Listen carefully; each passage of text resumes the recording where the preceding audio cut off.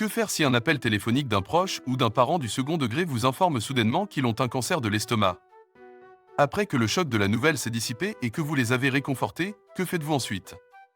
La réponse, vous devriez vous rendre au laboratoire le plus proche pour vérifier si vous êtes infecté par des bactéries d'estomac ou non. Je suis le docteur Jamil Al-Qudsi et je vous invite à découvrir les secrets de ce sujet crucial. Tout comme le tabagisme est la cause principale du cancer du poumon, la cause principale du cancer de l'estomac est la bactérie de l'estomac. Cette étude suggère que 80 à 90% des cas de cancer de l'estomac proviennent d'une infection par des bactéries d'estomac.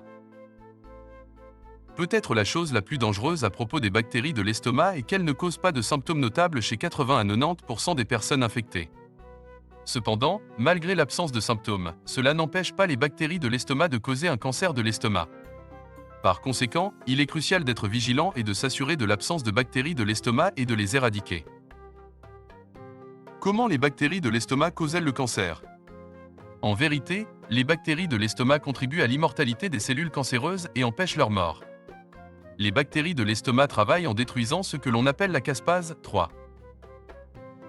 Les caspases sont une série d'enzymes, certaines travaillent à l'intérieur de la cellule cancéreuse et d'autres à l'extérieur.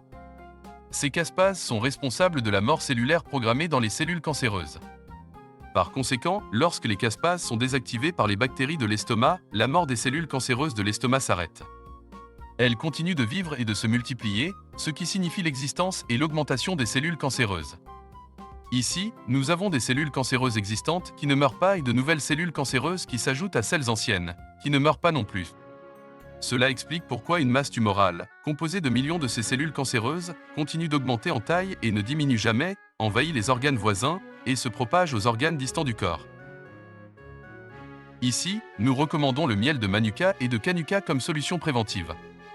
En plus de la capacité prouvée de ces miels à tuer les bactéries de l'estomac, que nous avons discuté dans de nombreux articles précédents, et en les empêchant ainsi de détruire l'enzyme caspase qui incite les cellules cancéreuses à mourir, le miel de Manuka et de Canuka est également capable de stimuler l'enzyme caspase au-delà de ses niveaux normaux. C'est l'enzyme dont l'activation est inhibée par les bactéries de l'estomac. Par conséquent, nous vous conseillons d'être prudent quant au risque de bactéries de l'estomac, dont vous pourriez être infecté sans le savoir, et de son potentiel pour causer un cancer de l'estomac. Nous vous suggérons de le faire en prenant 2 cuillères à soupe de miel de Manuka et de Canuka tous les jours, au lever du soleil et avant le coucher du soleil.